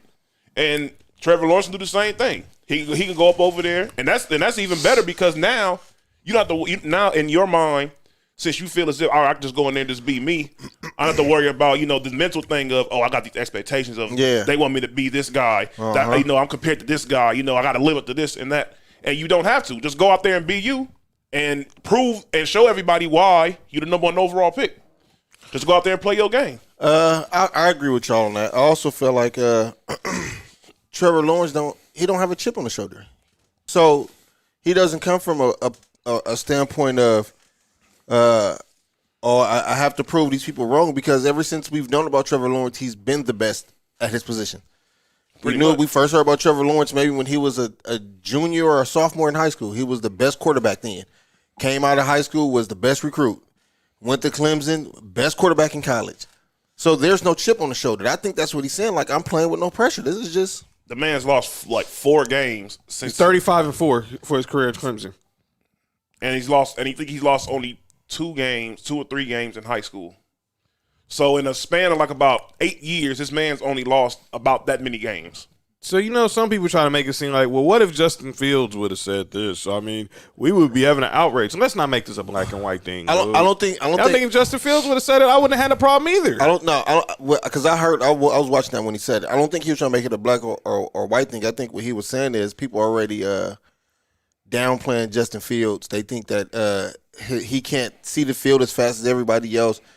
So it's already a negative stigma on Justin Fields. So if Justin Fields would have said that, it would have just been added to it. Let's just address the elephant in the room with Justin Fields. He went to Ohio State. He should stay at Georgia. Thank you. Pretty much. Drop the bomb, Ben Ready. He should have just stayed at Georgia. Should have stayed in Georgia. Had none of The these last, problems. I'm gonna say some names, gentlemen, of the quarterbacks from Ohio State from the last 15 years. Troy Smith, Trash. J.T. Barrett, Trash. Who? J.T. Barrett, Trash. Cardell Jones, Trash. Braxton Miller, Trash. Dwayne Haskins, Trash. and now we're at Justin Fields. It's not a stigma on him. It's just we know the book is out on Ohio State quarterbacks. And Justin Fields' defense, he's better than all of them. He is. When was the last time an Ohio State quarterback came into? You got Terrell prior to that came into the league. Good point. That was actually good At quarterback? at quarterback. I'm waiting for the first one. Joe Burrow left and went to LSU. Yeah, because at Ohio State they want to run like the system that they run is a certain type of system, and to be honest, it only makes you. You're just a college quarterback at that point. It doesn't really prepare you for that next level because of whatever scheme they run up over there is pretty much it's a college scheme. I always feel like I agree with y'all saying, but I always feel like somebody has to be the first one. Wait, I'm rooting for Justin Fields. I know he's getting a bad rap. He should have just stayed at Georgia, then we would have had the situation. Pretty much. And he probably. So, but we'll see how everything goes. Because talent wise, I'm be honest with you, talent wise, I don't think he's that far off. He's not. He's not. And I think that's the only reason why he's suffering is because he went to Ohio State. And speaking of, God, the odds are already out for who's going to be the favorite to win MVP. Who you think is favorite? What in the NFL? Yes. Are they gonna say Tom Brady? No, but he's Aaron on the Rodgers? list. No, he's on the list too. It's obvious. It's still Patrick Mahomes. Vegas has Patrick Mahomes 5-1. Aaron Rodgers 7-1. Josh Allen 14-1. Russell Wilson and Lamar Jackson 15-1. Then Deshaun Watson, Tom Brady, Dak Prescott, Justin Herbert all 18-1. Yes. I have a question. You said they had Deshaun Watson at what? 18-1. They actually think that the Texans are going to be good enough for him to even be in the consideration? Are you serious? That's not even my massage therapist. Playoffs. Well, they just trying to win the game. No pun intended. They only won like 3 last year. And he balled. Yeah. Led the league in passing yards. He made losing look very good. I don't think that Josh Allen gonna be that high on MVP rating. I mean, You think he's going to fall off? We'll see. Any due for a new contract soon? Yeah, that might motivate Yeah, him he's some going to be more. balling. Now, the year after that contract, you're going to have a problem. So Mel Kiper and Todd McShay put out their new mock draft. They did a dueling mock draft. So basically, one made a pick, then the other one made a pick. So Mel did all the odd number picks. McShay did all the even number picks. So drop that NFL Films and let's recap these top 10 so far, and we'll read our picks. Mel picked for the Jaguars, and obviously he picked Trevor Lawrence. Mm-hmm. McShay picked for the Jets, and obviously he picked Zach Wilson. Kiper picked for the Niners, but he did not pick Mac Jones. Did he pick Fields? Yes, he did. I mean, if the Niners were smart, they would draft him over. I don't care what the stigma of Ohio State quarterbacks is. It's even worse for Alabama quarterbacks. McShay picked for the Falcons, and he took Kyle Pitts. Mel picked for the Bengals. He picked Penei Sewell. Wait, say that again for who Kyle Pitts went to? Who's that? Atlanta Falcons. Oh man, McShay has the Dolphins picking Jamar Chase, and then we have a trade. Mel has the Patriots moving up to 7 and taking Mac Jones and the Lions moving down in the draft. I don't think Bill Belichick is that crazy. It's that connection with him and Saban. Like I said, I don't think he's that crazy. At number 8, he drafts his defensive players. They should go get Deshaun Watson. They can go to massage parlor. Wow. That's not Belichick. That's Robert Kraft. They all going together. He just didn't get caught. I guess Josh McDaniels is left out of this conversation too, huh? Who? The Broncos' old coach. Don't tell me. Don't say that. The guy who drafted Tim Tebow. Don't stop. Go ahead. Don't go there. Carolina 8 with McShay had him taking Rashawn Slater. Mel and my Broncos taking Trey Lance at 9. And then number 10, McShay had the Cowboys taking Patrick Surtain the second. Hey, By the way, Patrick Surtain's gonna be on first take. He said he should be, and his dad said he could be a good fit for the Cowboys. of course he would say that. But hey, that would be a good draft pick for y'all. I think. I just think anything is on the table with the Broncos. And now they're talking that we've been calling the Falcons about trading them for 4. To get who? I think looking like whoever's available after 1, 2, and 3. We gonna draft to get Kyle Pitts? Well, we got Noah Fant and we got Albert O, but he's coming off the ACL injury. I don't think they're gonna be better than either one of them right now. Well, no, Kyle Pitts is a once in a generation tight end. Pause. Yeah. That was insane. Wow. Daniel Jeremiah has him listed as the number 2 prospect in the draft. I think that if y'all do move up, because I'm not too sure that 49ers won't draft Mike Jones. I'm not either. Everything I've been reading, and if Mac they- Jones is the guy. And if they move up to draft 4 and they get Justin Fields, that would be good for them. Listen. If the 49ers draft Mac Jones, y'all gonna see me laugh so hard on this show. And that will be And next. that would be insane. What time will the draft start? Well, starts at 5 o'clock. That fact. Y'all want to drop that breaking news? Should we drop that breaking news or should we save it for the end of the show? I would say for the end of the show. We'll say it for the show. Yeah, spoiler alert. Oh, so Ben McShay, Mel Kiper Ben has McShay. Mel Kiper has your Chargers taking Christian Darrisaw, the OT, offensive tackle from Virginia Tech. As long as offensive line help, that's all that matters. Nick Kiper has y'all taking TCU safety Trevon Morique. Man, Y'all got enough safeties? bruh, we just brought back Carl Joseph. No, I'm cool. Get us a linebacker. And then Mark McShay has you guys taking Tulsa linebacker Zaven Collins. I don't know if he's good or not. Play for Tulsa. By the way, my guy Caleb Farley is dropping in the draft because of his medical. McShay has him going 20 to the Bears. 420. Come on, man. He's healthy. He's the best cornerback in the draft, but I get it. Surtain's right now the cornerback everybody's talking about right now. So it's Pops.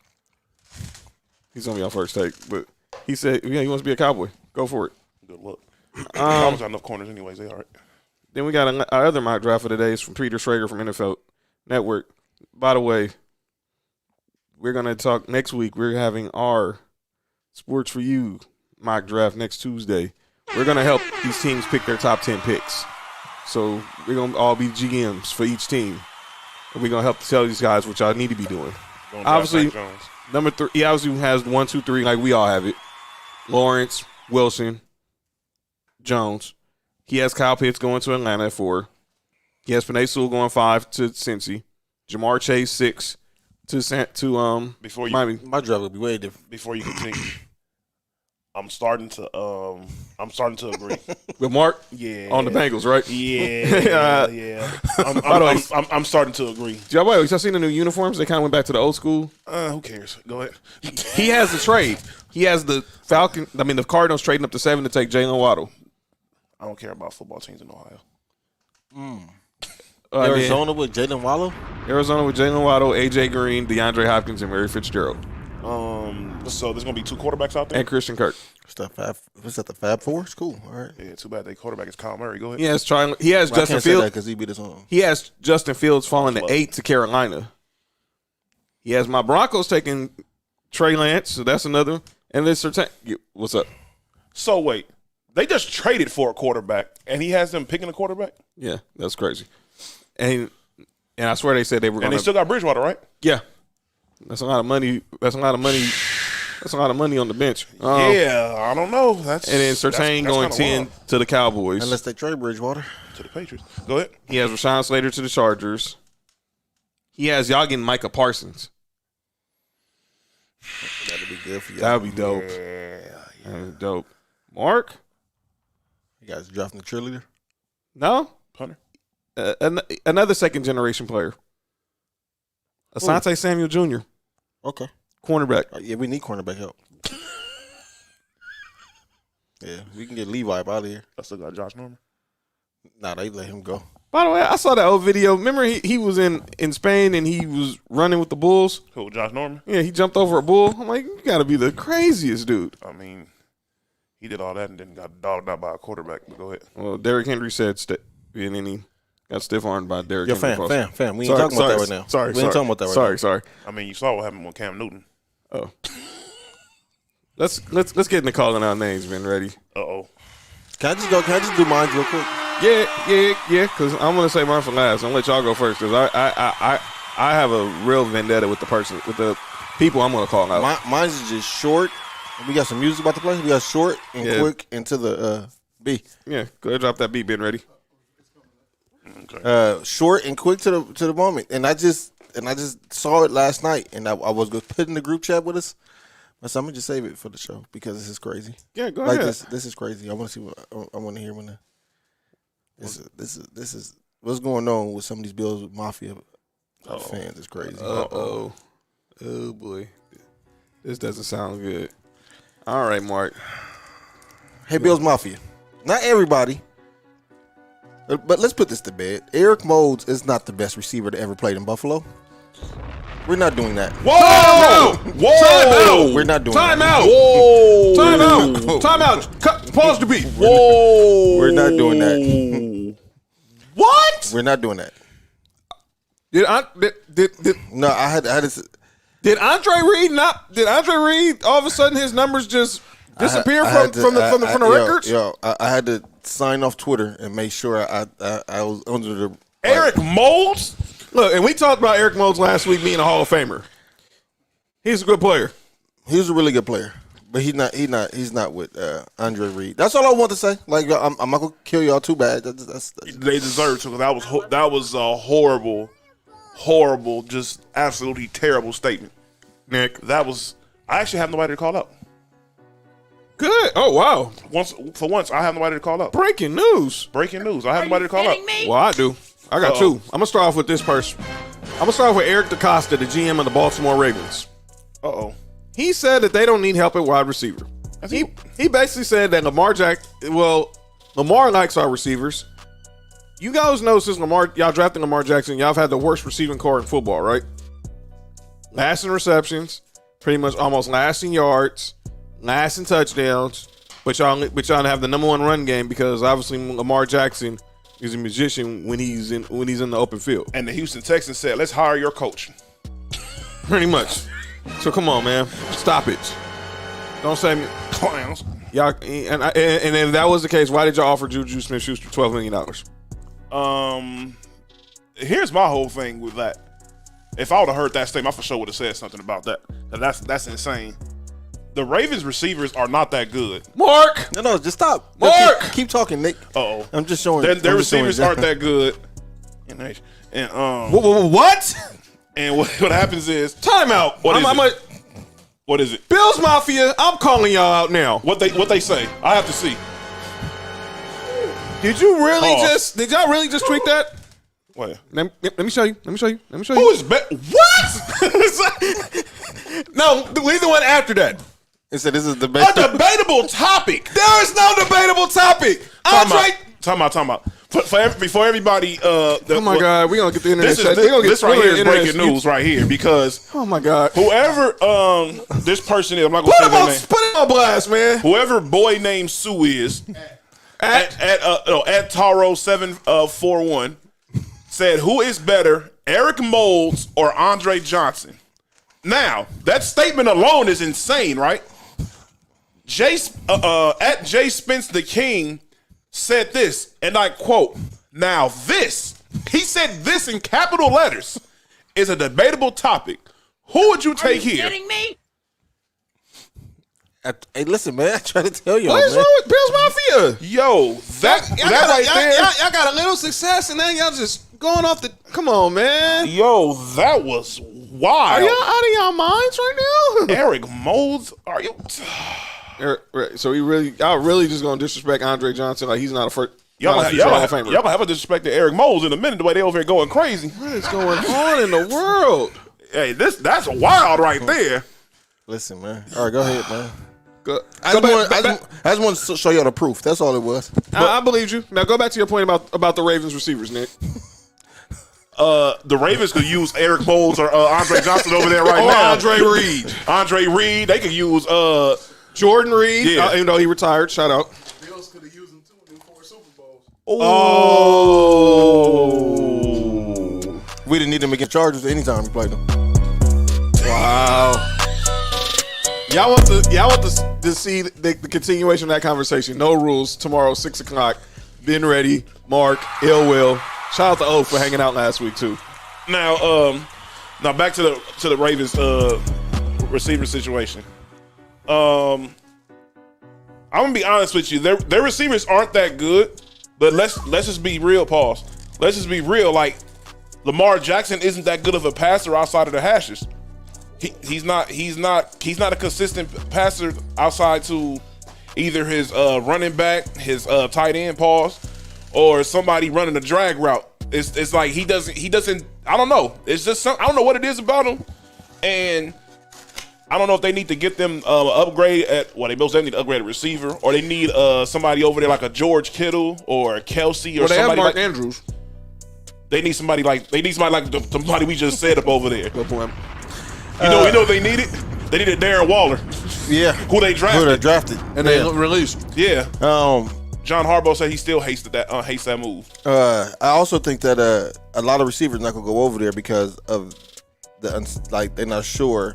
All the receivers that plays in Baltimore numbers go down. Yeah, it's because Lamar Jackson. And Sammy Watkins, you're next because he signed there. Well, Sammy Watkins. Sammy Watkins ain't been good since he left Buffalo. He was all right over there. In Buffalo? He had like a season and a half. No, he had a couple of good years. It's like 2. He got hurt though, too much. So my next person I'm calling out Just at Clemson. is a Now, still Yeah. wow. Yeah. In general, speaking of is Nike. And I'm not gonna be a hypocrite. I got on Nikes right now. Me too. me too. Air Force Ones. Black ones. Shout out to Jason Kidd. But I wanna call out Nike for 2 reasons. Number one, as I watched Steph Curry last night in Saturday against Boston, y'all had him on your roster, but y'all just couldn't pronounce his name. Y'all kept calling him Steven. So he left and signed with a lifetime deal with Under Armour. Are you kidding me? You mean to tell me because they kept saying his name wrong, that's the reason why he left? Yes. Are you kidding me? Oh my Lord. Are you kidding me? No. Go ahead. Are you kidding me? That's not that's not the reason why he left. Yes, it is. Yes, it is. Yes, it is. Oh, Lord. Look it up. Y'all can look it up after the show. That's absolutely insane. I thought it was because of the reason that you said what you about to say, but go ahead, continue. That's Lord. That's crazy. Now cut the beat because I'm really finna be mad at Nike right now. Uh-oh. Y'all didn't see the news yesterday, and this really upset me. Kobe's contract with Nike expired on the 13th. Mm-hmm. His contract expired? So let me get this straight. Y'all signed one of the greatest players of NBA history, and y'all didn't give him a lifetime contract? I'm gonna play devil's advocate for Nike. Come on, man. You got to. I need a good reason for this. I'm gonna say Go ahead. comment for Ooh. tomorrow. I'm with B, but I'm gonna say this. I'm gonna let you say a comment. Go ahead. I want to hear y'all reason for defend Nike. Please. I think this was in Kobe plans anyway. It probably was. Matter of fact, I'm pretty sure of it. I read it. This was his plan. Is to I don't think Nike said we're only gonna give you up to this deal. I think Kobe wanted up to a certain point, and after that point, his brand he was gonna push his brand, and that's what Vanessa's doing. I think Nike even offered the family to stay on Nike, and they was like no. Yeah. That's what I'm saying. Like Vanessa chose not to. yeah, Vanessa chose not to. Here's my thing, and that's his choice, and that's her choice. I respect it, but man, come on, that shouldn't even have to been a choice. Even if he wants to opt out early, which he had every right, which him or the Bryant estate had every right to do. You telling me y'all didn't give him a lifetime contract the same way y'all gave one to Jordan and LeBron? I'm about to say before that point, only Jordan had a lifetime contract. True. And I'm gonna be honest with you, Kobe's brand wasn't as big as theirs. I'm gonna just like as far as like Kobe, like the player and everything, like his like don't get me wrong, great as he was, his brand wasn't LeBron's brand. His brand wasn't Jordan's brand. You know, Kobe was a little different. He went about stuff differently, and you know, I guess from a marketing aspect, he may not have been as marketable as those other players were. Man, That's all I gotta say. The jump over to Maybach, the Kobe system, it was. Look. Y'all know how biased I am when it comes to Kobe, and y'all know this is probably me talking more in my heart. Yeah, this is emotion talking. This That's really- why I'm gonna let you talk. This is emotion talking. Because I just I don't understand it. And look, Vanessa has every right to leave. They want to start the Mamba line. Obviously, they have the Mamba logo and all that. But let me be clear, man. There's no way. I mean, I don't get it. Nike's taking a lot of L's right now, and sadly, from what's going on with the scandal with the former vice president and her son, I'm really not a fan of this story. This story really, when I saw it, I was like, "Is this for real?" Because I thought Kobe obviously had a lifetime contract. I didn't know he had a contract that was just 5 years post retirement. But like it was reported, like Mark said, that I think the month before, unfortunately, he left us. He was meeting with other people because he was getting ready to prepare the Mamba line. So obviously Kobe was strategic. He wanted to have saying what he wanted. But I don't care, man. Y'all should have gave that dude a lifetime deal. That's emotions. It very is. But I'm still. I'm just gonna say it like it is. But- Y'all should have gave him a lifetime deal. But let me ask you this: Yes. why do you think they should have given him a lifetime contract? Simply for the fact that after he signed with Nike, he's not on the Jordan, LeBron level as far as marketing, but he had a good space of marketing, obviously from the Kobe system. I mean, he had a couple of people were the Huarache when the Huaraches were first popping was because of Kobe. I mean, come on. And obviously his shoe became Not those Huaraches. his shoe, the 2K4, 2K5s. His shoe, even before, the accident, his shoe became very popular in the league. Now, you go to like people like DeRozan and Paul George and Devin Booker, they were always saying they were wearing Kobe's. And obviously, I remember DeRozan told a story where Kobe pretty much cursed him out for him switching one day from going to Kobe's or Jordan's. Like, dude, don't ever disrespect me like that. And I get that. That's just more so ego there. I don't blame him. My question is, what did DeRozan say back? You see the shoes he playing in now, right? I'll throw that shoe at him. You see what shoes he playing in now, right? But That's right. I hated that story. But it hurts. It hurts. On Nike's defense, they've had not a million, but they have a lot of really great athletes on their line. They have. 2 have lifetime contracts, and 1 is because he can put out a shoe right now and is going to make over $1 billion in one weekend. Pretty much. And the other one is LeBron. Like anything LeBron does, Nike's going to be there. LeBron cannot play another game in life, and the next 20 years or whatever LeBron does, Nike's going to benefit off of it. But my thing is, y'all went through all this. I'm gonna let you say. Go ahead. Y'all went through all this to get Kobe when he was a free agent after the whole Eagle situation happened. Eagle Colorado situation happened. I had to catch myself, and I know what I almost said. The whole Eagle Colorado situation happened, and he was basically playing in Reeboks or Jordans or whatever. You guys are wild. We wild. Yeah. I caught myself. Pause. Whoa. What? So Oh, wild. All right, y'all go ahead, telling John. y'all telling me that y'all went through all that to sign this dude, and now y'all didn't even at least have the thought about giving him a lifetime contract? But you also got to think, John.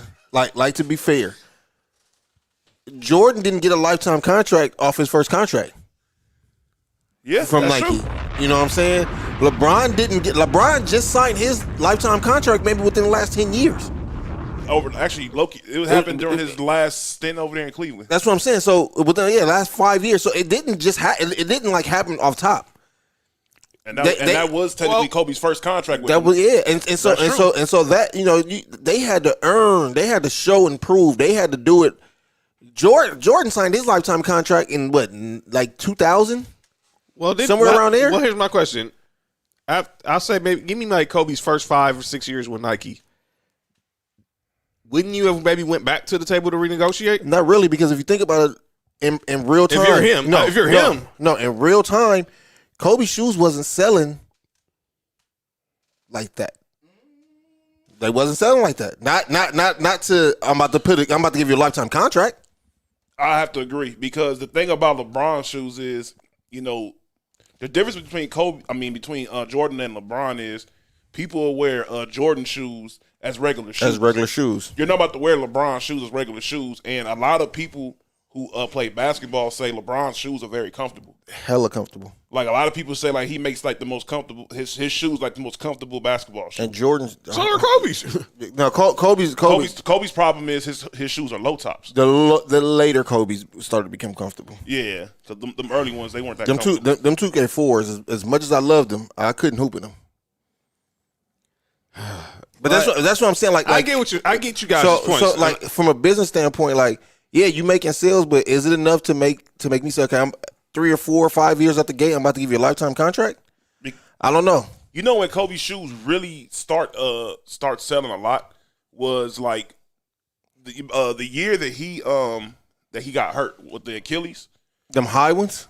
Those shoes. Nah, before then, the Kobe 6s. That's what it was. The 6s. When those came out, they start because out of all of them before, because the other ones, like you said, they weren't that comfortable and they were kind of generic looking. Mm-hmm. Those were the first ones that come through that had a little bit of style. The Kobe 6s. Yeah, and they started adding a little bit of style to them, and they looked a lot better.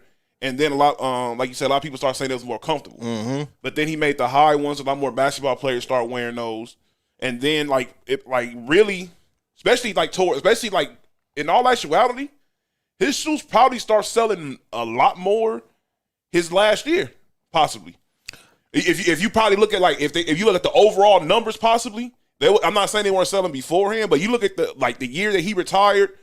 Afterwards, probably compared to beforehand, they probably weren't selling as much until afterwards. I think that them high top Kobe's they was good, like them ones that came to your calf. Mm-hmm.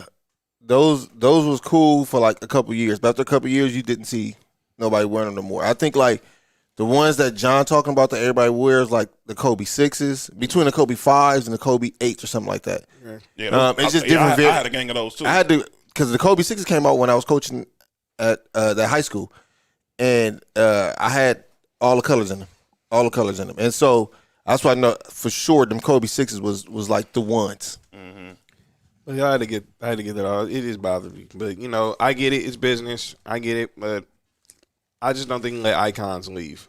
And obviously, but I get it. It's business. It's all business. So, my best wishes to Vanessa, whatever she's going to do in the Bryant estate. Mm-hmm. But I just hate to see because I just thought it was so iconic. When he left Adidas to go to Nike, I thought it was iconic because you basically had 3 of the best players in the generation on. And obviously, you think about that 30 for 30 with Sonny Vaccaro. They couldn't even get Kobe, LeBron, or MJ to interview because they was just on that level. But I get it. I'm done. But that's calling out names. A final segment. A year ago yesterday, I'm going to first start off on a sad note. We want to send our prayers out to Scottie Pippen. Passing of his son. His oldest son passed over the weekend, 33 years old. So I want to send our love out to the legend Scottie Pippen. But yesterday marked the 1-year anniversary to the release of The Last Dance. A year ago, around this time, we were locked in our homes. Obviously, couldn't go anywhere. But Sunday nights became must-see TV on ESPN, and that's The Last Dance. So as we head out, I want to get what was y'all favorite moment from The Last Dance that we talked about it. Remember when we launched Sports for You that we did a recaps of it the first 5 weeks. But what was y'all favorite memory from The Last Dance? For me, it was like just to see Jordan interacting with his like his teammates, and he was like a regular dude. Like after the games, they was drinking beer, smoking cigars, and just chilling like homies. You know what I'm saying? Like that was dope to me. Like it made it human. It humanized them. You know what I'm saying? Right. Yeah, most definitely. That was the dopest part to me I think the dopest part was just when it ended. besides that. Wow. No seriousness though. The part that was the thing that was really dope about that show was the fact of seeing like the struggle of everything. Like the whole aspect of being around these guys for 82 games and the struggle you have to go through in order to really win. Because a lot of people really don't understand. Because people just think it's easy. People see dudes like Jordan go 6-0 in the finals, think, oh, that's easy. It should be done if you're great. No, it's not easy. Just like LeBron going to as many finals as he had. It's not easy just getting to a final. Some dudes only get to the finals one time, and that's it. Some people don't even get there. Exactly. Some people only get past the first and second round ever in their career. Really. Yeah, for real. That was great. Mine was seeing just Jordan's humble beginnings in North Carolina, where it made him out to be who he was. And obviously, my favorite moment was the 63 against Boston, which is actually the anniversary is that today. And Mark always brings this up, how he did that in the ones, and that's not a comfortable shoot. That's the least comfortable shoot. He went 22 for 41 without shooting a three-pointer and had 63 points. Yeah. He told Danny Ainge on the golf course, Dennis Johnson's not gonna be able to stop me. RIP. So, gentlemen, as we head on out, But you also got to say he had 49 the game before and 55 the game after. Good point. Just crazy. So, we got a big announcement here on Sports for You. As we're getting ready for draft season, next week will be our draft preview. Next Tuesday, I'm getting drafted. we're gonna do a mock draft. We're gonna help these teams make their picks. Drink draft. It's not going to leave what you see on Mel Kiper or Todd McShay or Daniel Jeremiah. You're going to see what we would do if we were the GMs. If they were to call us, we were in the war room, what you should be doing. By the way, you saw the Rams draft room? They're renting a beach house in Malibu for their draft, for their war room. Can I bring a Bills helmet? Yeah. Yeah, we should all have something for our Definitely. teams here. Yeah, definitely, because we're going to help each other draft for our teams as well. But the big news is next Thursday, April 29th, the first ever Sports for You NFL Draft Watch Party. On Facebook, on YouTube, we're going to be on air live during round one of the draft. So we'll give you analysis of each pick, instant reaction, what we like, what we don't like. Get in the comments if you got questions about what your team's going to do, and we're going to have fun. Mark's going to probably order some more Wingstop. I'm going to probably bring some more Pepsi. Nick's gonna have plenty of waters here. We're gonna have fun. And want you guys to interact with us. It's gonna be fun. So make sure you follow us on the socials to be updated on what's going on. But next Thursday, we're gonna be live during round one of the draft, and obviously you get our reactions to seeing our team's pick.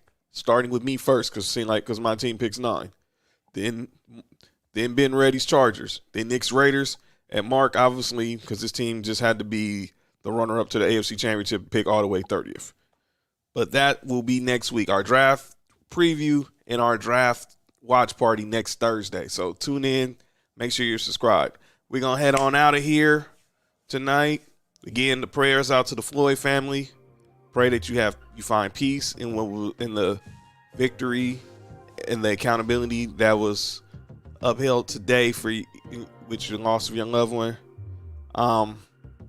And we'll be back at it. Make sure y'all tune in tomorrow for my brother, No Rules, with him, Ill Will, producer Ben.